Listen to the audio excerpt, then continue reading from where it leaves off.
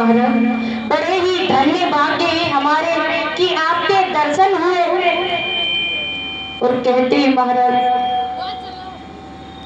कभी कोई यदि संत दरवाजे पर आ जाए तो कभी निंदा नहीं करनी चाहिए, क्योंकि क्या पता भगवान किस रूप में आ जाए, किस रूप में आकर के आपकी परीक्षा लेने लगे। आज दोनों हाथ जोड़े मजदूर महाराज आज संत को भगवान समझने लगे कि मुझे भगवान ने दर्शन दे दिए, और रोकर के कहने लगे दोनों हाथ जोड़ करके, प्रभु आपने मेरा हाथ तो पकड़ लिया, लेकिन हाथ पकड़ के छोड़ना मत। आप ऐसा करिए, मेरे घर चलिए। और वो मजदूर कहने लगा, प्रभु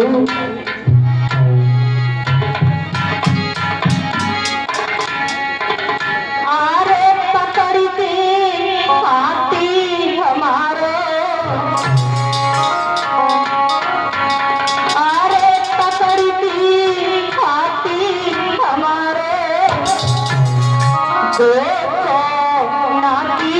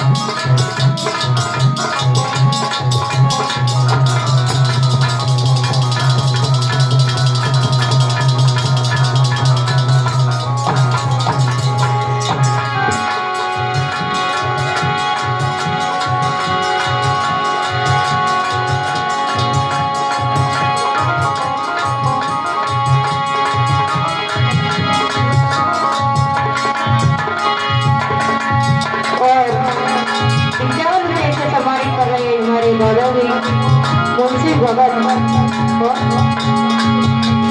और 51 रुपए से सम्मानित कर रहे हैं हमारे परम सम्मानित दादाजी सुल्तान भगत और 20 रुपए से सम्मानित कर रहे हैं अपनी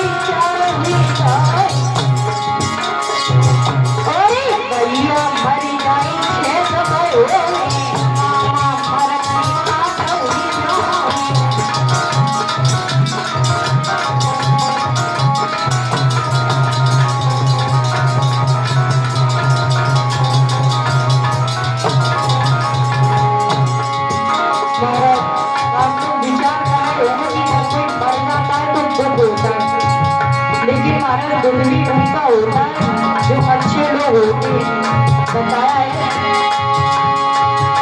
अरे मैया से कई मेरी राम राम को तो बना बात बताओ। अरे बोला कैसे समझ गई हो बेटा के हो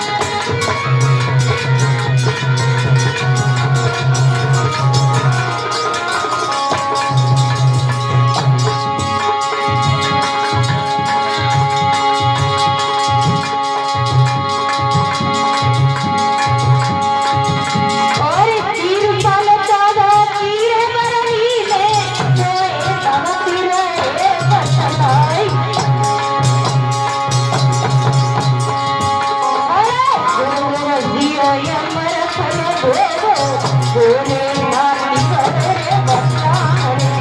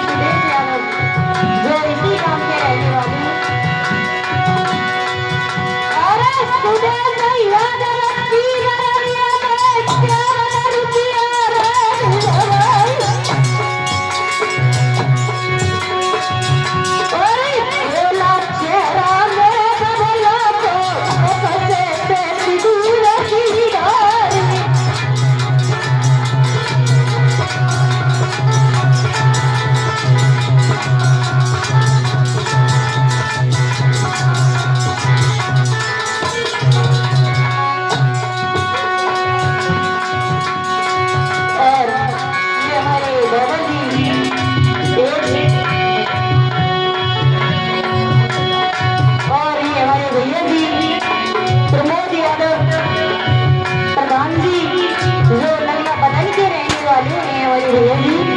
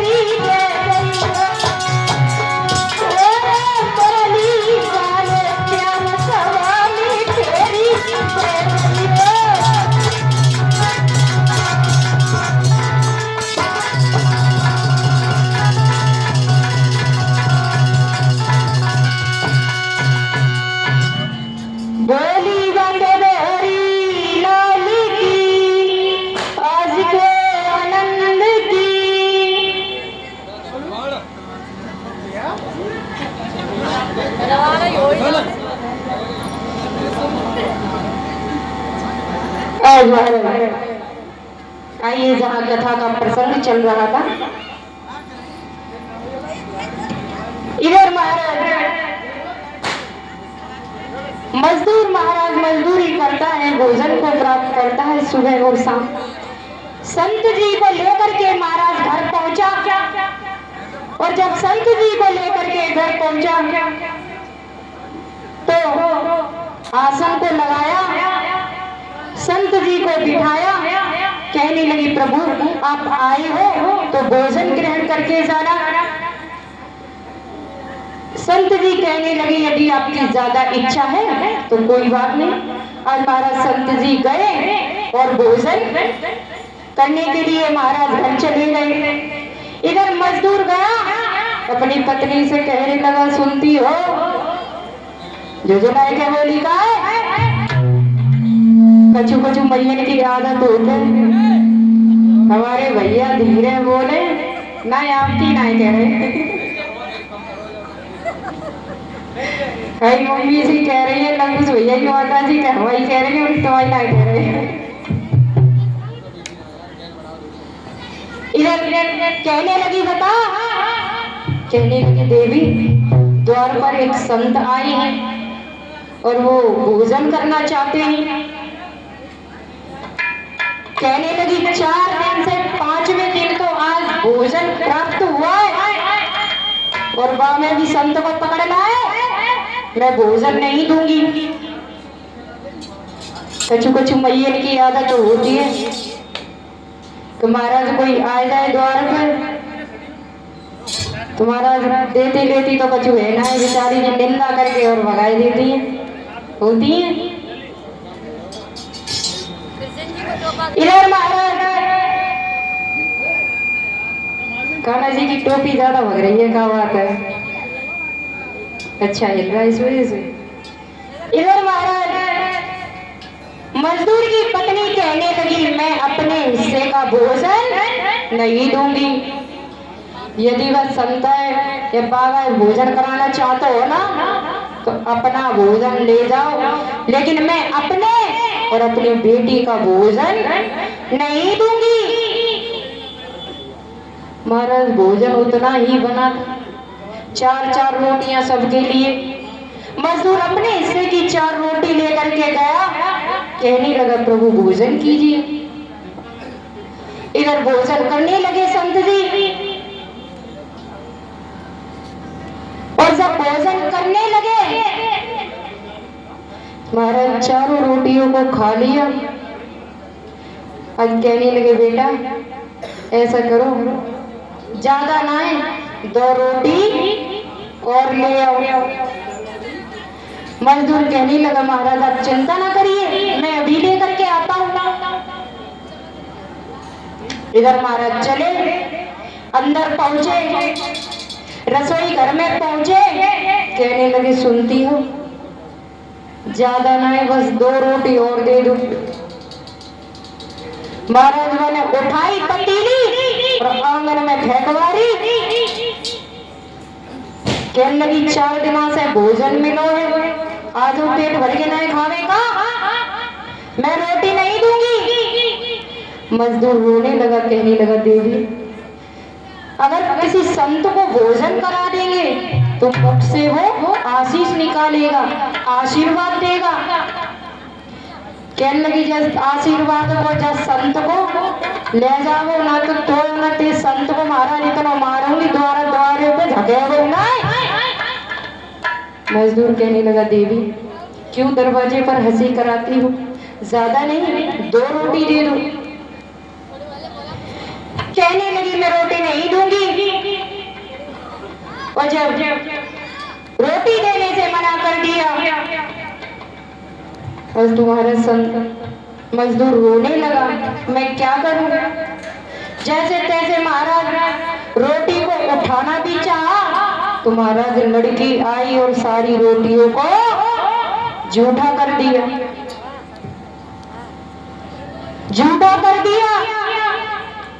और पत्नी झुझलाए के बोली कि जैसे तेरे संत बैठे हैं ना दरवाजे पर, ऐसे रोज रोज आवते, बता कब तक खवाऊंगी मैं। और बोली है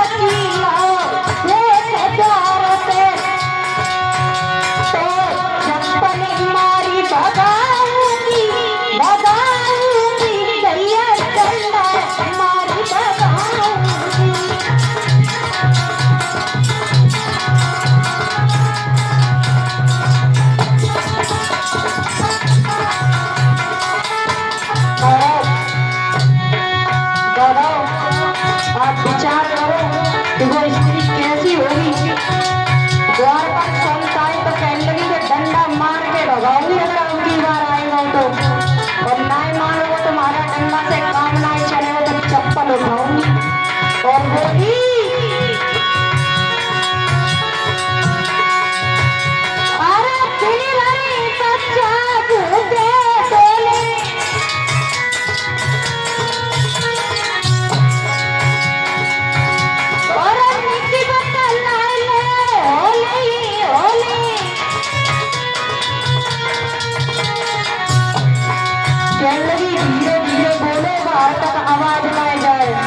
यदि वो संत ने सुन ली ना समझ लियो खैर नहीं। और अब की रोटी की कई तो तेरो सोरती कलो दबाऊंगी दैया ठंडा मारी दबाऊंगी।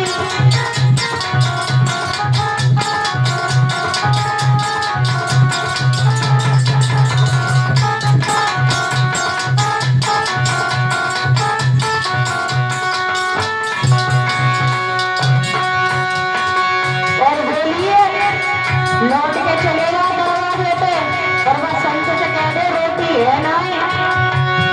कहने लगा देवी क्यों मेरी दरवाजे पर हंसी कराती हो, जब कभी तो संत आते हैं और आप ऐसे बोल रही हो। और बोला अरे जल्दी लौट के जा द्वारे को।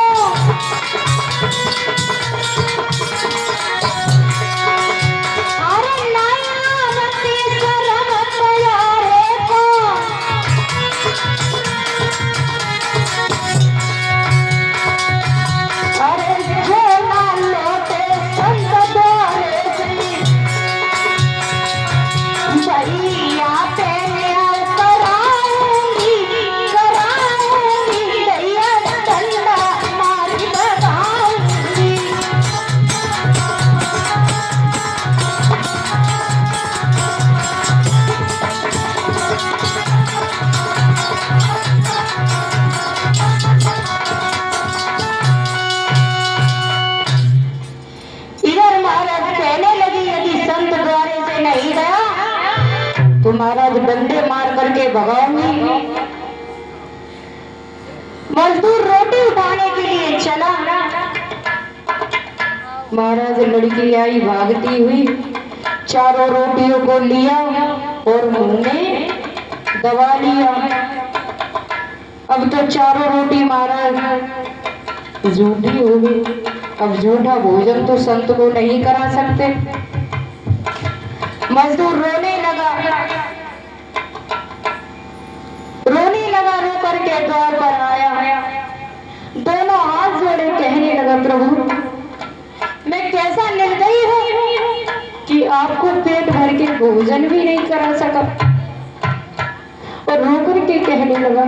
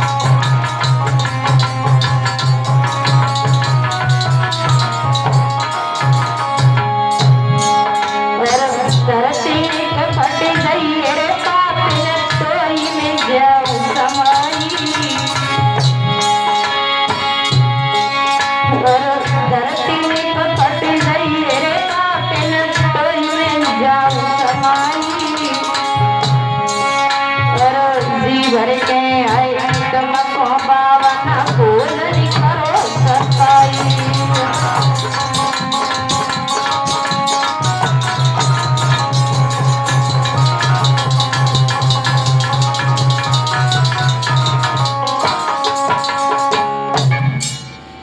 इधर महाराज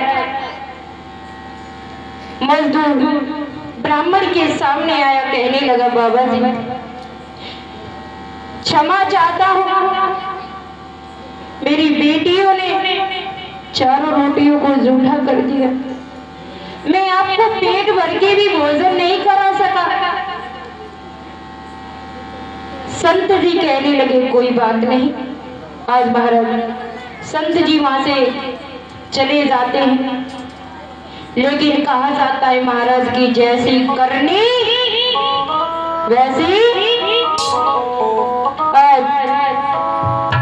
जब धीरे धीरे करके समय पूर्ण हुआ और धर्मराज की सभा में पहुंचे, भक्तों कहते हैं कि मरघट से आगे कोई रास्ता नहीं होता है, लेकिन मरघट के आगे महाराज एक रास्ता होता है। क्या? कर्म। कर्म ही महाराज हमारे साथ में जाते हैं। आज कर्मों के अनुसार जब तीनों महाराज धर्मराज की सभा में पहुंचे तो हुआ क्या?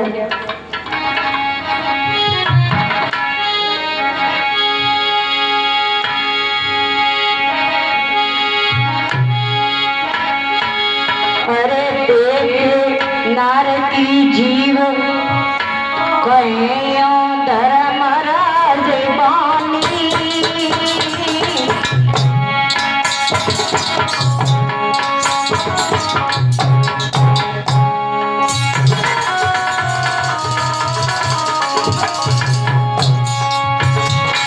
जब धर्म